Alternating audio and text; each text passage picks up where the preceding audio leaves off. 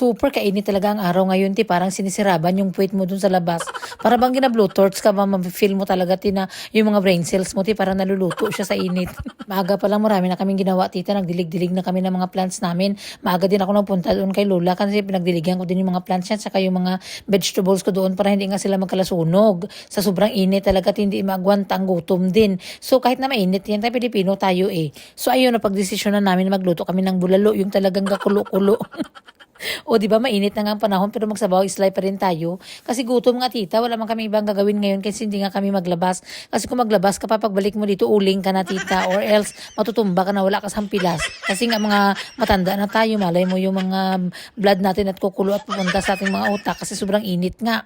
O so magtinira na tayo muna sa bahay ngayon, dito lang tayo magpalamig-lamig tayo, maghigop tayo ng sabaw at magprito tayo ng bulad. Nakabili man kami ng tuyo doon sa may warehouse tita. Buti nakakita kami ng parang ganito, parang masarap ito, masubukan natin.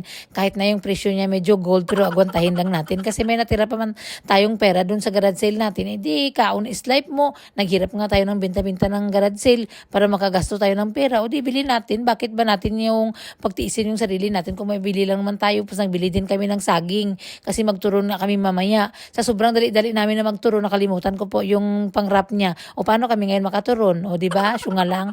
O hindi na ako maglabas ngayon kasi kung maglabas ako, magsakit naman yung aking ulo. Sasakit yung aking ulo, tsaka sakit yung mata ko. O mag-migraine ako. Hindi matulog na naman. O maghigop na lang kami ngayon ng sabaw. Sabi talaga ni daddy sa amin, huwag kaming lumabas, huwag kaming pumunta sa beach kasi mauuling kami pag uwi namin ng bahay. Buti pa yung mga bata, mag-i-enjoy man yan sila. Pero kami naman matatanda, magtingin-tingin lang naman kami. Parang sisilutan lang namin yung sarili namin na magpunta-punta doon. O kung magpasyal man kami mamaya, mga alas 7 na yan kay mag-cool off naman yan siya. Maganda naman yung hangin-hangin ng konti. Tapos kagabi pa lang binilhan na kami ni daddy ng mga ice cream dyan. Kasi preparation na nga sa init, o di ba? Good dad yan. So pagkatapos dito, pag-usapan namin, mag-watch kami ng movie. Pero wawalisan, tutubigan ko muna yung mga plants ko dun sa harap ng bahay namin. Kasi yung sa mga pots, hindi pa naman nawateran yan. Medyo dry na sila. Dapat bisbisan natin para fresh.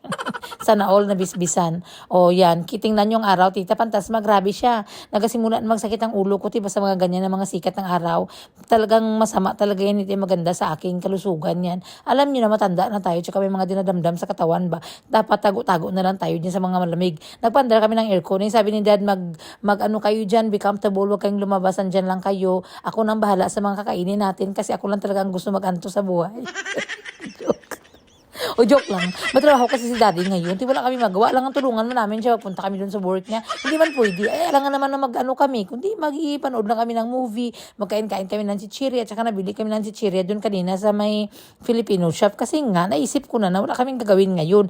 Nakapag-general cleaning naman din kami dito sa loob ng bahay. Malinis na. O tsaka na lang natin papasukin yung mga plants na gusto ko. O yung pahingain ko muna si dad ba kasi matagal-tagal din na medyo masikip-sikip dito. Ito kung pasok ko naman yung plants ko na maaga, baka magreklamo na naman siya. Baka mga next month lang kay Valentine's, di ba? Bawal magkusmod ang daddy.